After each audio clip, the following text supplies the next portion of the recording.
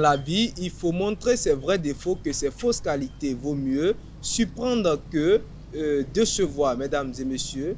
Amis internautes de Esaü Télévision, bonjour à tous, bon réveil matinal et bienvenue sur Fona Souba, votre émission matinale d'information et de divertissement sur Esaü Télévision.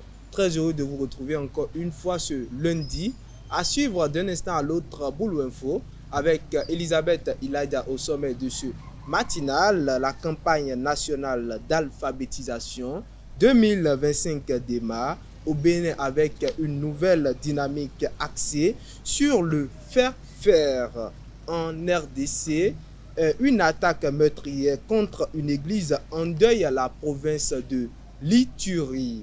En Thaïlande et Cambodge, la Thaïlande, autant pour moi, et le Cambodge s'engagent dans les pourparlers à Kuala Lumpur pour tenter de stopper les affrontements meurtriers à leur frontière. Dans la Minute Sport de ce matin, le Bénin entame de la plus belle des manières sa campagne aux Jeux universitaires, aux Jeux africains scolaires à Annaba en Algérie. Les athlètes béninois ont brillé lors du championnat d'Afrique de bras de fer. L'Angleterre remporte l'Euro féminin pour une deuxième fois consécutive. Après Boulou Info et la Minute Sport, on va poursuivre avec l'astuce santé pour ce matin. Sylvie nous donnera les types de douleurs qui cachent une urgence dans le mal de dos. L'artiste du jour sera avec Elvic et l'artiste qui sera peint est Busy Baby.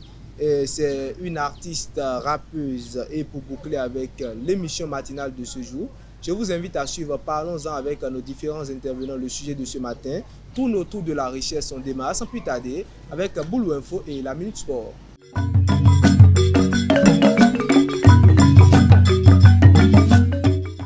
Boulou Info, c'est avec vous Elisabeth Ilaïda. Bonjour. Bonjour Modine. Bonjour à toutes et à tous et bienvenue dans Boulou Info.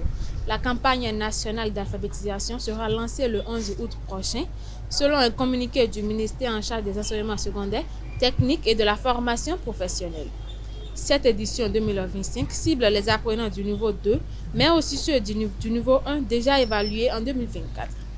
L'État mise sur l'implication des artisans, autorités locales et opérateurs privés d'alphabétisation pour faire de cette opération un succès à l'échelle nationale.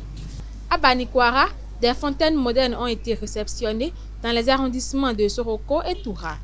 Ces ouvrages réalisés dans le cadre du projet PASSA-EP-24 ont été validés par l'Agence nationale d'approvisionnement en eau potable en milieu rural. Les populations, soulagées, saluent cette avancée qui met fin à des années d'accès difficiles à l'eau potable. Au moins 40 civils ont été tués dans la nuit du 26 au 27 juillet lors d'une attaque contre une église à Komanda dans le nord-est de la RDC. L'attaque, attribuée aux rebelles ADF affiliés à l'État islamique, s'est produite alors que les fidèles se préparaient à une cérémonie religieuse. Des blessés et des disparus sont également signalés et les autorités locales dénoncent un nouveau massacre de trop. Et pour finir, la Thaïlande et le Cambodge participent ce lundi 28 juillet à une réunion de crise en Malaisie après plusieurs jours d'affrontements ayant fait plus de 30 morts. Le Premier ministre malaisien mènera les discussions avec pour objectif un cessez-le-feu immédiat.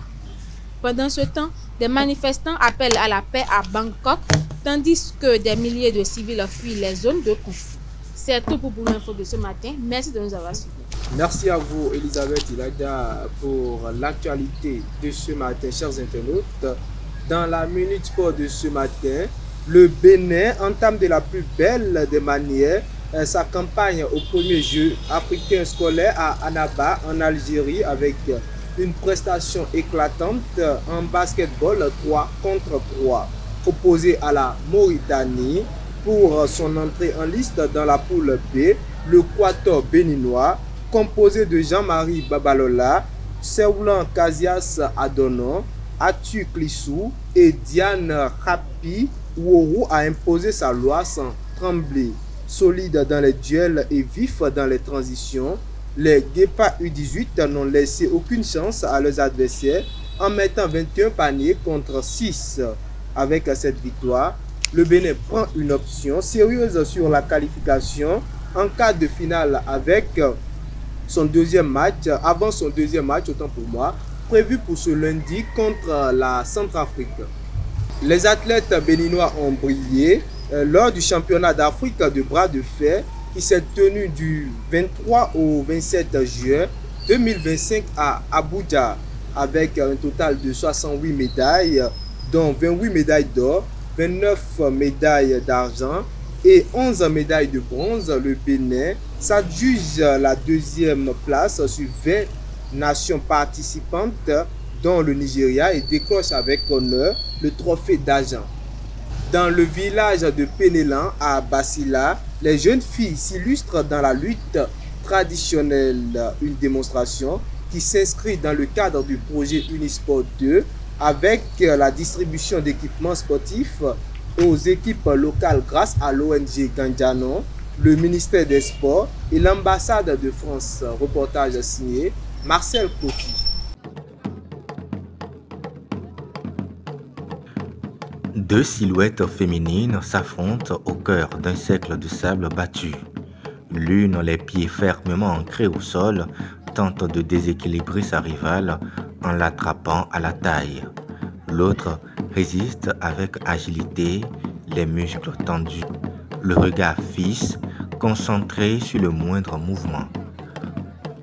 Dans cette lutte traditionnelle, ni le genre ni l'âge n'amoindrissent l'intensité du combat. Ce n'est plus un simple affrontement, c'est une démonstration de force, de volonté et surtout de fierté. Une scène puissante qui marque l'ouverture officielle de la remise d'équipements sportifs aux jeunes filles dans le cadre de la phase 2 du projet Unisport. Jeux de maillot, trousses de secours, balance de mesure du poids corporel et même des arènes de lutte spécialement aménagées pour les équipes ont été offerts aux différentes formations sportives de la commune de Basila.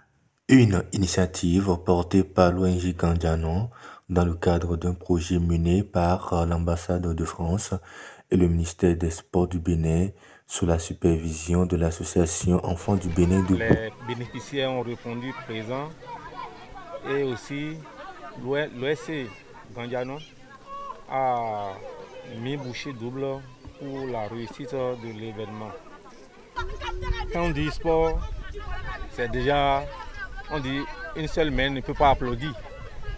Et pour vivre le sport, il faut vivre ensemble. Et à travers le vivre ensemble, la cohésion, la collaboration, vous verrez que ça donne la joie. Heureux, les autorités locales et les bénéficiaires n'ont pas manqué de souligner l'importance de ce geste. Ma joie est grande parce que d'abord c'est pour la première fois qu'on connaît ce genre de cérémonie dans la commune de Basila.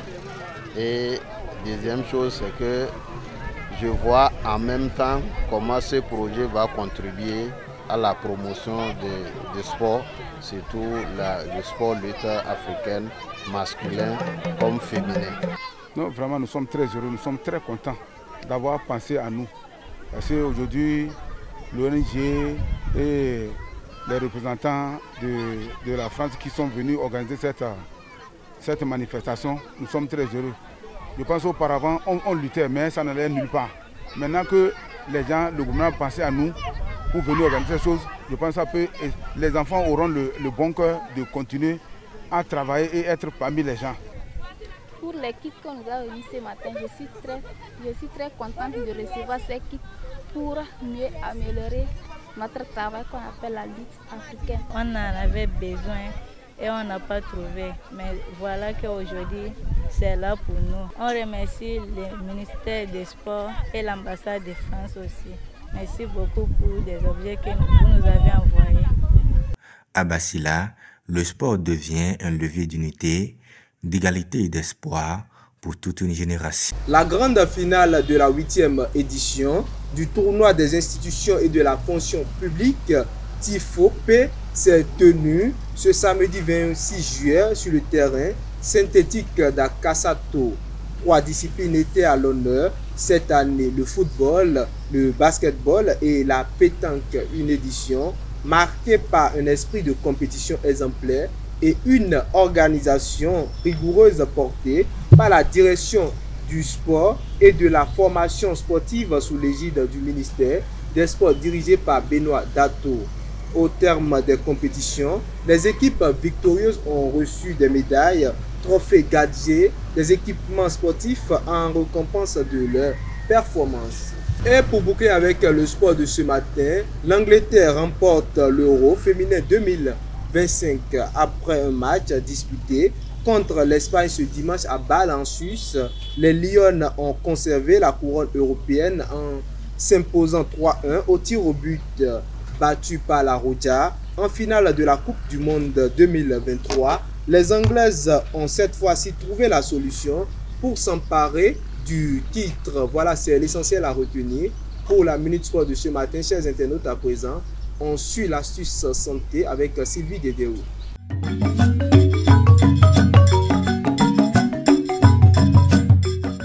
Conseil santé, c'est avec vous Sylvie Dédéo. Bonjour. Moudi Lawani, bonjour. Amis internautes de Zao Télévision, bonjour et bienvenue sur la rubrique Astuces santé.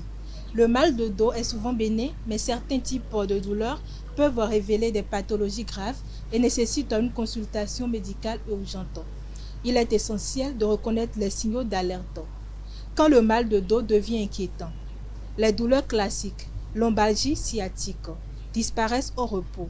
Une douleur qui est brutale, persistante, inexpliquée ou qui réveille la nuit, sans lien avec un mouvement, doit inquiéter. 5 signes d'alerte à ne jamais ignorer. Douleur foudroyante, après un petit effort ou sans cause, surtout chez les plus de 60 ans. Peut-être une fracture vertébrale due à l'ostéoporose. Incontinence urinaire ou intestinale plus engourdissement périnéal. Peut signaler un syndrome de la queue de cheval, urgence chirurgicale. Fièvre plus mal de dos chez un patient diabétique ou avec antécédent de cancer. Risque de spondylodicite. Infection vertébrale. Douleur thoracique irradiant dans le dos, plus essoufflement, plus sueur. Peut cacher un anévrisme de l'aorte ou une embolie pulmonaire. Amaigrissement, fatigue intense, douleur nocturne. Peut indiquer un cancer métastatique autant pour moi. Beaucoup de patients minimisent leur douleur ou hésitent à consulter. Or, un diagnostic précoce permet d'éviter complications et séquelles graves. Ce que dit la science. 98% des maux de dos sont sans gravité, mais 1 à 2% sont des urgences médicales. Il faut donc écouter son corps et consulter dès qu'un doute surgit, surtout en cas de facteurs de risque. Âge, antécédents médicaux, immunosuppression. Conseil santé. Prenez votre mal de dos au sérieux. S'il devient anormal, intense ou s'accompagne de signes inhabituels, ne tardez pas à consulter un médecin. Votre santé, parfois votre vie en dépend. C'est tout pour la suite santé de ce matin. Merci de m'avoir suivi. À très bientôt. Merci à vous Sylvie pour l'astuce santé. Chers internautes, à présent, l'artiste du jour, c'est avec Elvic Umbeto.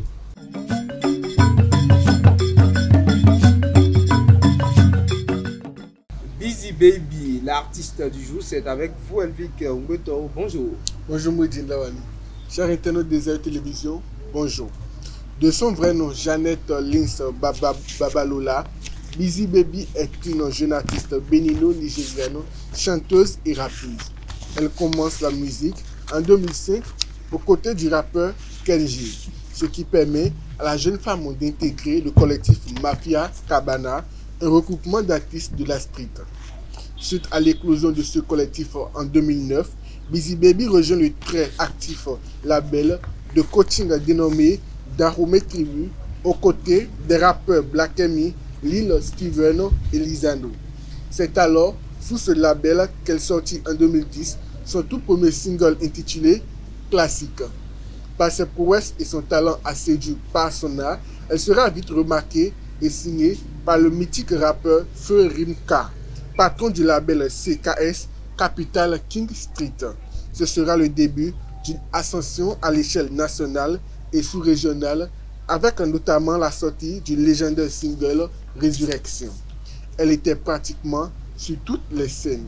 Busy Baby, considérée comme étant la reine du rap béninois, s'est hissée au sommet de son art et s'est imposée comme meilleure rappeuse du Bénin. Après la disparition tragique de son mentor Rimka en 2013, elle a mis une pause à sa carrière musicale avant de revenir en 2016 sous la pression de son fanbase avec notamment la création de son propre label dénommé Legendary Queens of Rap. Et plus tard, Busy Baby rompt enfin le silence avec son single baptisé Follow Me. C'est tout pour l'artiste du jour. Busy Baby, c'est pourtant une artiste plus francophone que anglophone, c'est ça? Oui, plus, mais elle est du Bénin quand même. Elle est du Bénin, mais on a l'impression que elle est de l'Amérique. Merci à vous, Elvic Umbetoro, pour l'artiste du jour de ce matin, chers internautes. À présent, parlons-en avec Sylvie Dedeo et Elvic Umbetoro.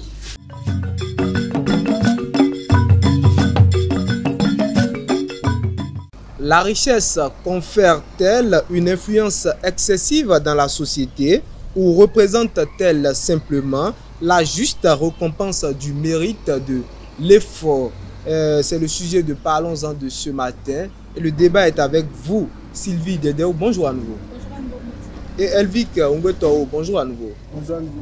Alors, ainsi le sujet, ainsi le décor planté, Elvic Umbetoro. Qu'est-ce que vous pensez du sujet? Je pense que la richesse, c'est simplement ce qu'on a comme récompense. La richesse, c'est ce qu'on a comme une récompense après avoir travaillé, après l'effort, c'est le mérite. Alors, vous prenez la deuxième partie de ce sujet. Sylvie Dedeo, avant de demander ce que vous pensez sur le sujet de ce matin, est-ce que vous pouvez nous expliquer le sujet? Déjà, à travers le sujet, je comprends que on nous demande si la richesse, ça confère le pouvoir ou c'est juste le mérite de ce que tu as pu accomplir dans ta vie. Alors, pour vous, est-ce que la richesse confère le pouvoir ou c'est le mérite de ce qu'on a pu emmagasiner, ce qu'on a pu collecter dans sa vie? Je crois que ça confère le pouvoir. La richesse confère le pouvoir. Elvic dit que la richesse, c'est une récompense du mérite et de l'effort. Pourquoi? À force de... Je l'ai dit parce que à force de travailler, après avoir fait, je pense quelques mois après avoir fait des mois à travailler, tu as forcément quelque chose comme salaire que tu as, si tu es employé quelque part. Mais si tu travailles à ton propre compte, si tu es par exemple un entrepreneur, tu es chef d'entreprise, chef de société, si tu ne veux pas travailler, tu as forcément quelque chose que tu gagnes. Donc c'est, après avoir travaillé, c'est ton effort, parce que tu as mis à contribution comme force, comme énergie, tu te reviens d'une manière ou tu te reviens sous forme de richesse. Donc c'est après avoir travaillé durement que ça revient sous forme de richesse. On a écouté Elvic Umbetoro, mais Sylvie, vous pensez que c'est le contraire? Pourquoi? Déjà, je prends un exemple simple dans notre société active, même entre amis déjà, quand tu as un peu plus que les autres, on t'appelle boss. Donc c'est toi le chef, quoi. Je suppose que bon, c'est toi qui es un peu aisé et que quand il y a des sorties, par exemple, c'est toi qui fais les factures. Mais la manière dont on te respecte, c'est différent, par exemple, de quelqu'un qui ne sort pas, en tout cas, qui ne met pas la main à la table, par exemple. Même dans nos familles, par exemple, je suppose que bon, c'est toi le grand frère, par exemple, qui est le grand frère et qu'il est ancré pauvre et que c'est son petit frère, par exemple, qui a la richesse. Mais aux réunions familiales, on doit attendre son petit frère d'abord pour qu'il vienne, même si le grand frère est là. Et même parfois, quand tu es pauvre, tu donnes en tout cas une idée, on pense que tu veux arnaquer la famille. Mais est-ce que la pauvreté, dans ce cas, change la posture, change qui tu es? Ça ne change quand même pas le fait que tu es un grand frère. Ça ne change pas le fait que tu es un grand frère, mais le respect que les gens te donnent n'est pas le même respect qu'on donne à quelqu'un qui a plus de moyens que toi. En tout cas, c'est un cas récurrent, c'est un cas courant qu'on voit dans nos sociétés actuelles. Même dans les réunions familiales, on le constate même.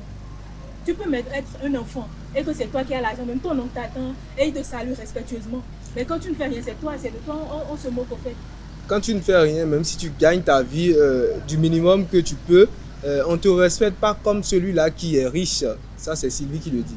Ça dépend du visage que tu as donné à ta famille. C'est très souvent, on le dit, c'est pas comment on le dit dans nos langues maternelles. Ça dépend de comment tu rigoles avec ceux de ta famille. Ça dépend de comment vous avez grandi ensemble. Ça dépend de comment la famille même est construite en quelque sorte. Parce qu'on ne peut pas laisser, parce que le petit frère a de l'argent, puisque l'aîné, on va donner un respect, le petit frère laisser l'aîné de côté. Non, c'est vrai que c'est ce que la société nous montre aujourd'hui, c'est ce que la société nous impose aujourd'hui. Et normalement, ce n'est pas le cas. L'aîné a tout ça à place d'aîné. Ce n'est pas parce que le petit frère a d'argent qu'on va mettre l'aîné de côté. Aujourd'hui, c'est ce que vous dites, mais moi je pense que ce n'est pas quelque chose qui a commencé maintenant. Ça a toujours été le cas. Ça n'a pas toujours été le cas. C'est aujourd'hui que la société nous vous pensez, dans le temps, on parlait d'Agbadjouma. Quand on dit Agbadjouma, c'est celui-là qui a qui a de l'argent. Oui, c'est celui-là que quand il parle, la famille, tout le monde se tait. Oui, mais en ce temps, ce n'est pas les petits qui ont de l'argent, c'est les aînés qui ont de l'argent. C'est les boss, c'est ce qu'on appelle vraiment les boss qui ont de l'argent. C'est pas aujourd'hui où on va dire le système est complexe, excusez-moi, mais le système est gâté. Où même un petit a plus d'argent que son aîné. Où un petit se lève, il entre dans le mystique. Excusez-moi, le chef, il fait sortir de l'argent, on le considère comme fort. Tout le monde, je ne sais pas, vous jalousez, c'est ça? Non, c'est pas de la jalousie parce que moi, je ne me trouve pas. Je ne me trouve pas dans cette catégorie de personnes où on va dire qu'il est aîné mais il n'a pas d'argent. Je ne me trouve pas. Donc, je ne suis pas du tout jaloux. Alors, où est le problème si un petit ou bien le jeune frère a plus d'argent que son grand frère? On dit souvent qu'on ne vient pas pareil dans la vie et les droits, les 5 droits ne sont pas également pareils. Déjà, il n'y a aucun problème du fait que le petit frère a plus de moyens que le grand frère. Déjà, c'est un truc qui peut arriver parce qu'on n'a pas les mêmes destins déjà. Mais le tout, c'est que c'est la société, au fait. Dans notre société, par exemple, quand tu n'as pas l'argent, on ne te considère pas. Déjà, l'argent, la richesse, ça confère, en tout cas, une sorte d'influence là. Déjà, les gens sont influencés. Je prends le même exemple simple dans notre société. C'est pas que je suis en train de juger ou bien je suis en train de parler. Mais je prends le cas des sauvagés d'Yonkré. Mais combien de jeunes filles vont sortir avec un vieux qui a 40 et 70 ans, par exemple, qui n'a même pas minimum une voiture? C'est du minimum. Je ne dis pas qu'il y a des jeunes filles par exemple, qui sont avec des personnes âgées qui ne les aiment pas. Vous l'avez dit à plusieurs reprises sur ce plateau, l'amour n'a pas d'âge. Je ne refuse pas. Mais minimum que la personne ait le minimum. Sinon, si une jeune fille doit sortir avec un vieux, par exemple, qui marche à pied, je suppose que le vieux a 60 ans, elle a peut-être la vingtaine et qui marche à pied, par exemple. Je ne vois pas vraiment l'intérêt au fait de sortir avec une personne âgée si ce n'est pas mieux de souffrir, en tout cas de galérer avec un jeune de ma génération, par exemple. Déjà, c'est un truc logique. On ne va pas voir une jeune fille, par exemple, qui va dire j'aime un vieux, tu vas voir le vieux, par exemple, n'a rien carrément. C'est faux. Donc, ça confère une certaine influence. Elle peut venir vouloir manger ton âge et tomber amoureux. Ça, c'est un cas à part. Elle ne va pas venir sans rien. Je l'ai dit tout à l'heure que c'est ce que la société nous impose aujourd'hui. Et ça part aussi de la mauvaise éducation. Les parents qui ont bien éduqué les enfants ne peuvent pas laisser du jour au lendemain le petit frère banaliser ou bien marcher sur son grand frère. Sur l'autorité de son frère. Oui, parce qu'il a d'argent plus que son grand frère. Chez nous, par exemple, maintenant, qui es-tu? Quand bien même tu es le petit frère, tu es le président de l'État des milliards, mais si ton grand frère est là, c'est toi, mais tu dois servir ton grand frère, mais si ton grand frère n'a rien. C'est ça l'éducation en fait. C'est l'éducation qui est gâtée aujourd'hui. Quand je parlais tout à l'heure du système aussi, l'éducation elle est si mauvaise aujourd'hui qu'on donne plus d'importance au petit frère qu'au grand frère. On donne plus d'importance au petit frère qu'à l'aîné parce que le petit frère a de l'argent. Ça part aussi de l'éducation. Mais est-ce que dans ce cas c'est vraiment l'éducation? Je crois qu'elle lui a parlé de président de Mléga. Attendez d'être président et de Mléga pour voir la manière dont vos parents vont vous respecter ou bien déjà la famille vont vous respecter. Ce n'est pas le même respect, il y a toujours un changement. C'est vrai, peut-être qu'on ne va pas manquer de respect à vos aînés par exemple, mais le respect qu'on va vous accorder, ça prime beaucoup plus que le respect qu'on accorde aux autres. C'est normal, c'est un truc basique quoi. Même le truc, c'est pas qu'ils veulent réellement, mais ça vient naturellement. Imagine que ton oncle vient par exemple, c'est toi qui dis on prend 100 000 francs, il va boire une bière. Et ton aîné par exemple qui ne donne jamais rien. Mais déjà, on va traiter ton aîné d'avare déjà. Et le respect qu'on va lui accorder ne sera pas le même qu'on t'accorde à toi. Et c'est ça, les disant que ça part de l'éducation. Ça dépend de comment les parents vous éduquent dès le bas âge. Ça dépend de comment les parents disaient tu vois telle personne, c'est ton grand frère. Tu dois toujours le respecter. Ça dépend de comment les parents disent que. Mais est-ce que dans ce cas, puisque dans ce cas, on parle de la société. Oui. La société, ce n'est pas vous qui décidez, mais c'est les tierces personnes. C'est ceux-là qui vous entourent, c'est ceux-là qui décident. Ce n'est pas à vous de dire que il faut respecter mon grand frère. C'est mon grand frère d'abord qui passe avant moi. Mais c'est comme ça on vous considère. Si par exemple vous êtes le plus riche de la famille Humbé-Toro, on dit voilà, si vous rentrez, on dit Humbé-Toro est rentré. Monsieur Humbé-Toro, puisque c'est vous qui détenez le pouvoir actuellement.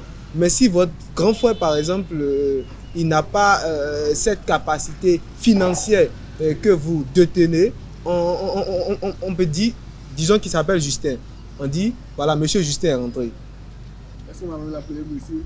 Bon, peut-être pour l'honorer, en quelque Mais sorte. vous avez raison. C'est vrai qu'aujourd'hui, la société nous donne, je ne sais même pas, des galons. La société nous met à des niveaux où on ne se trouve même pas. Et c'est mauvais pour nous, c'est mauvais pour la famille. C'est même des constitutions de destruction de la famille. Le fait de donner trop de pouvoir à telle ou telle personne, ça détruit même la famille des fois. J'espère que nous ne savons pas et nous, on persiste dans cela. On évolue dans cela, je pense que c'est mauvais. Mais ce n'est pas un choix. C'est pas parfois un choix, mais il faut juste savoir que tout ce que nous faisons, la richesse, ça ne juste pas le mérite, pas le travail. Donc, on ne doit pas s'orgueillir à cause de cela. Alors, on dit souvent, quand ton voisin te dépasse, il faut porter son sac. Dans ce cas, et pour finir, je pense que c'est la dernière question pour vous, Sylvie. Quand on est riche, qu'est-ce qu'on peut faire pour éviter que ça ne devienne, que ça ne nous crée pas de problème avec ceux-là qui sont avec nous? Déjà, quand on est riche, il faut éviter d'être arrogant et égoïste. Ça commence par là. Et je crois que déjà, ce n'est pas la personne riche même qui crée le problème, ce sont les personnes qui l'entourent. Je prends un exemple simple, même ce sont des amis, ils sont 5 amis par exemple, ils traînent tout le temps ensemble. Quand l'un d'eux, par exemple, réussit dans la vie, on voit que le regard est différent, quoi. Déjà, tous les autres, déjà, ils le prennent déjà comme un dieu en griffe, quoi.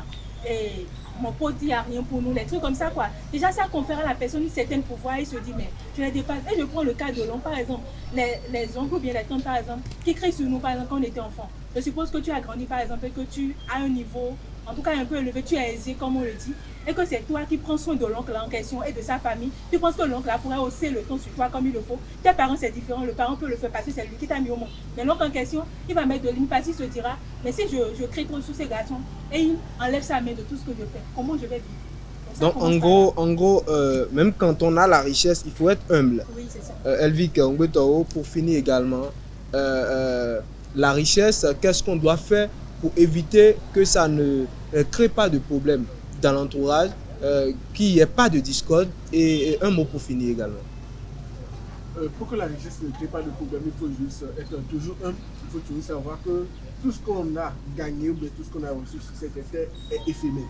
On peut le perdre du jour au lendemain. Cette expression-là, tout est éphémère, ça fait peur. Hein? C'est un peu fort. Merci. C'est un peu fort, tout est éphémère, donc on doit toujours rester humble, on doit toujours faire avec ce qu'on a et être toujours respectueux avec tout le monde, même les petits frères. On a écouté Elvik et Sylvie. La richesse, c'est déjà bien d'être riche, mais il faut être également humble. Je vais rester sur, je vais voler un peu ce que Elvik a dit dans sa dernière prise de parole. La richesse, elle est éphémère. Donc faisons vraiment attention. Merci à vous Elvik Ongbetao. Merci Sylvie Dedeo, chers internautes. Nous voici à la fin de l'émission matinale de ce jour. Merci d'être resté avec nous jusqu'au bout. Aujourd'hui c'est lundi. Bon début de semaine autant pour moi à tous.